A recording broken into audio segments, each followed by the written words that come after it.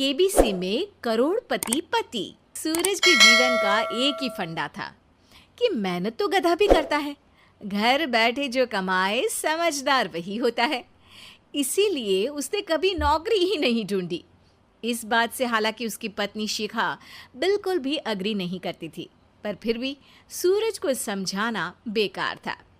TV में कैसे बनोगे करोड़पति का ऐड देखकर उसे लगा कि बस अब तो घर बैठे ही वो करोड़पति बन सकता है, और उसके पीछे उसने अपने सारे सोर्सेस एक्टिव कर दिए। 2 हफ्ते में उसके कलीग के साले के पड़ोसी के बेटे का सोर्स निकलता है जो कि उसे शो में पहुंचा सकता है, और सूरज उससे मिलने चला जाता है।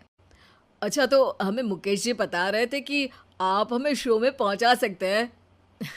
हाँ, उसमें कोई तकलीफ नहीं है। मैं कल अगर कोशिश करूँ तो इसी महीने में आपका नंबर आ जाएगा। अरे ये तो बहुत बढ़िया हो गया। अच्छा, वो सिलेबस और क्वेश्चन पेपर का कोई जुगाड़ है क्या? हैं? उसका तो कोई जुगाड़ नहीं है। तो वो वाकई में कुछ भी पूछ सकते हैं? हाँ, वो तो बच्चन जी पर है, जो पढ़ते हैं वो पूछ लेते हैं। पहली कोशिश फेल होने पर अब सूरज के सामने एक बहुत बड़ा सवाल था कि आखिर जवाब कहाँ से लाए।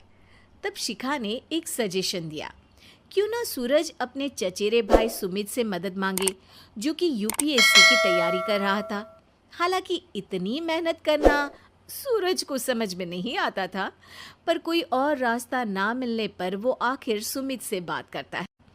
अरे सुमित, हमारा कैसे बनोगे करोड़पति के लिए सिलेक्शन होने वाला है। तुम हमें थोड़े चिट बनाने में मदद करोगे क्या?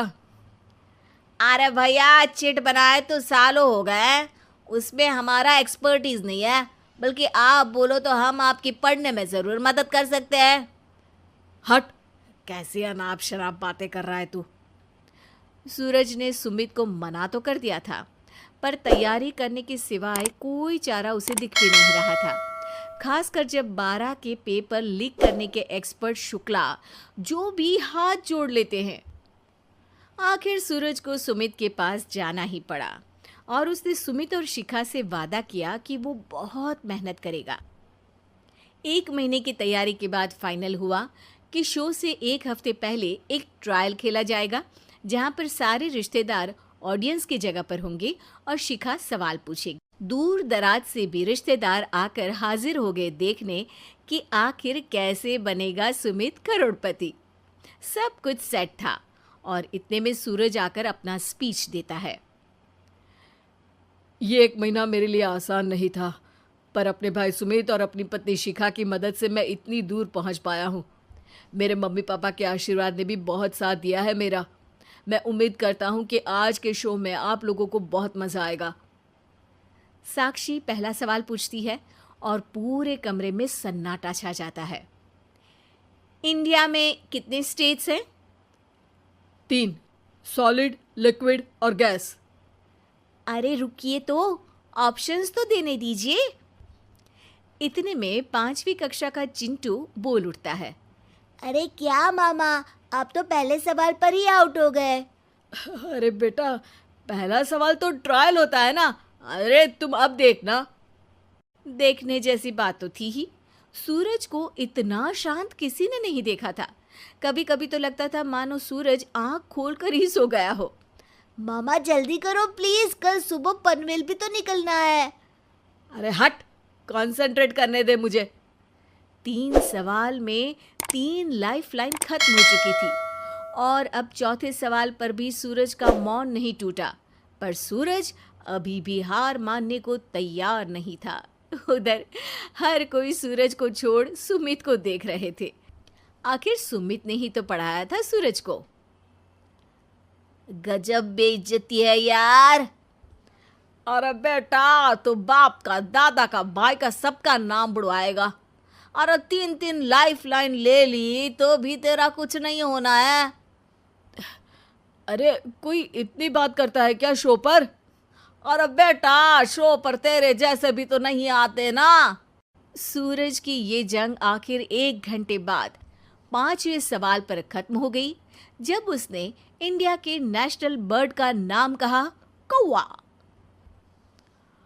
अरे बेटा, मजा तो बहुत आया, बस थोड़ा टाइम पर खत्म होता तो आनंद भी आ जाता।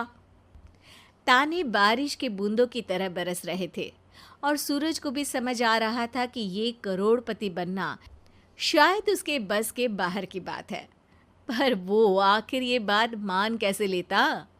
वो सख्त लौंडा जो ठहरा, उसने सोचा कि बेइज्जती तो हो ही चुकी है, पर अगर मैं हार नहीं मानूं तो शायद कुछ हो सकता है।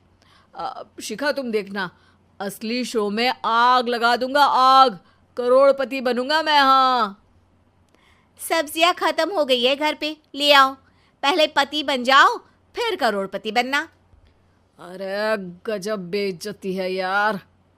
बेटा, अभी तो घर पर ही हुई है, 1 हफ्ते में तो तुम देश के सामने करवा कर आओगे। वैसे जब टीवी पर जाओ ना तो बस अपने मम्मी का ही नाम लेना, ठीक है? कोई पूछे तो बोलना कि पापा नहीं है मेरे। अरे पढ़ाई की, पेपर निकलवाए, इतने सारे लोगों को खाना खिलवाया, क्या फर्क पड़ा? इसीलिए मैं कहता हूँ कि मेहनत तो गधा भी करता है, घर बैठे जो कमाए वही सिकंदर। लेकिन मामा, गधे भी जानते हैं कि हमारा राष्ट्रीय पक्षी मोर है।